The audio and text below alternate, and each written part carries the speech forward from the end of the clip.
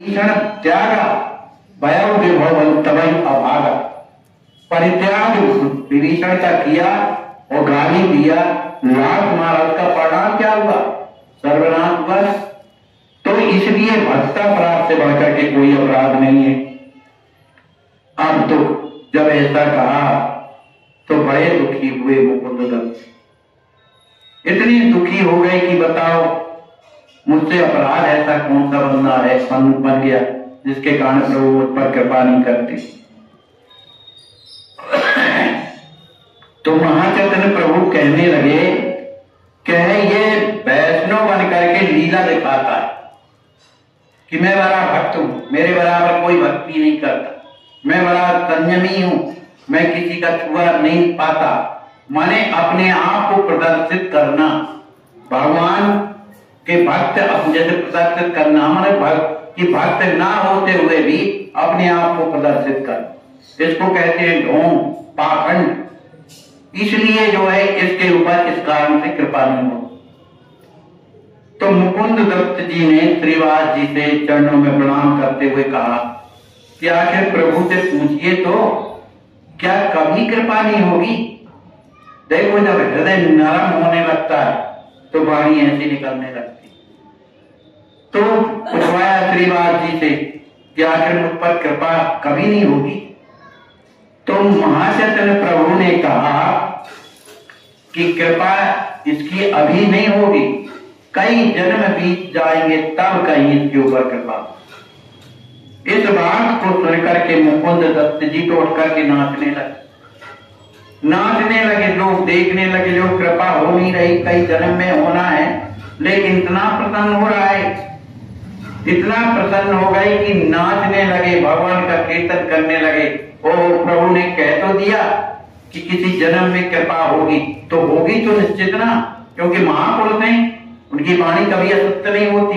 नाचने लगे, जब नाचने लगे तो भगवान का कीर्तन है ना, कीर्तन की इतनी बड़ी महिमा है, अभिमान से कीर्तन ना करे, हृदय से करे, भगवान से रो रो कर प्रार्थना करे और कीर्तन करे, वो कीर्तन निश्चित कृपा करता है। जब कीर्तन करने लगे उसके नेत्र बरसने लगे तो महाचैतन्य प्रभु का हृदय द्रवित हो गया। और जब द्रवित हो गया तो स्वयं भगवान के स्वरूप में वो प्रकट हो गए। कहने का भाव ये है कि भक्तों में विनम्रता बहुत जरूरी, अपने आप को छोटा समझना जरूरी, भक्तों के सामने अपनी प्रतिभा बताना ही अपराध है, दूसरे को छोटा कहना ही अपराध है। हम खुद हैं तब तो हमको सब दिखाई देता है ना भाई। इसलिए अपनी गलती को जो सुधारता है, भगवान से प्रार्थना करता है, उनके जीवन में अगर एक छोटी सी बात आ जाए कि अब प्रभु इस नीच पर कृपा नहीं हो सकती, ऐसा हृदय से निकला नहीं कि कृपा होगी। वाणी भर से नहीं होती है कि वाणी अकड़ की रही, आप ऊपर ऊपर बोल रहे भैया कौन है, का ये आपका घर है, वो घर तो आपका तब माना जाए जब उनको दे दो तब ना, वो तो बोला दूसरे के घर। तो वाणी भर बनाइए आपका है, स्वभाव है प्रभु, ये सब आपका है। और कहीं अगर नुकसान होने लगा, देने की बारी आ गई तो घाट कांप रहा है, कहां से है आप? तो ये क्या है? पाखंड के। हमारे गुरु जी ने प्रेम रामायण में लिखा है कि जो जन मोह का भजत है पर करत जगत से द्वेष, तो पूजा अर्चा तास कर है पाखंड नरे, और पूरा पखंडी। इसलिए सबसे प्रेम करना यही भक्त का स्वभाव, यही पहचान है। उसे किसी में अवगुण समझ में नहीं आते, अपने में जब अवगुण समझ में आने लगे समझ लो भगवान ने कृपा कर। और जब तक दूसरों में अवगुण और अपने में गुण दिखाए, समझ लेना बिल्कुल ये गलत है, भगवान की अब उस लाइन में ही हम नहीं करते। ये हृदय देवत होने लगे, अपने हम अवगुण दिखाई देने लगे, तब वो प्रार्थना करता है प्रभु आप सब पर कृपा करते, कहां पर नहीं कर। इतनी यही बात को देखो, बाली था, वो इतना जानता था कि परमात्मा है, और उसने अपनी पत्नी से भी कहा कि कह बाली सुन वीर प्रिय, तू डर रही है, लेकिन प्रभु को मैं जानता हूं कि समदर्शी रखना को जो कदाच मोहि मार्गे तो मैं हो सनात में सनात हो जाऊं।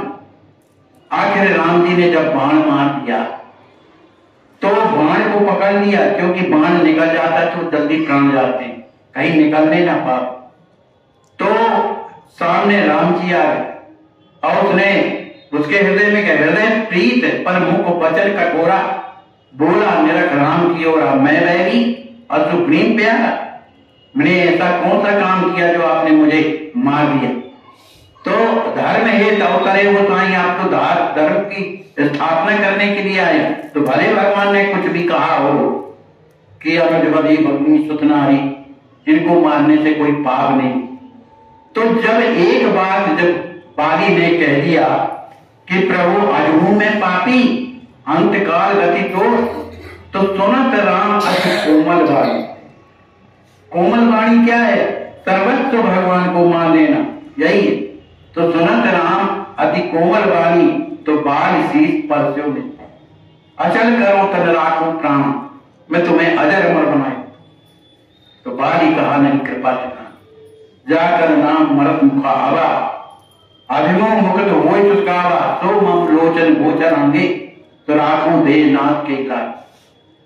तो हुआ क्या कि इतना सब कुछ करने के बाद उसका हृदय द्रवित हो गया, अपना समर्पण भगवान में कर दिया, तो भगवान ने कृपा करेगी। अरे पिता है वो परम पिता, इसलिए कहला जाता है, उसकी सब जीवों में ममता है, सब मम प्रिय सब मम उपजाए, सबसे अधिक मनुष्य मोहि भाई। इसलिए भैया प्रेम से रहो, खूब भगवान का भजन करो, किसी का बुरा मत सोचो, अपने में जो कमी दिख रही है भगवान से प्रार्थना करो, तो हमारा जीवन बदल जाता है। बोलिए श्री सीताराम जी महाराज की जय, श्री हनुमान जी महाराज की जय, सब संत भगवान की जय। जय जय सीताराम।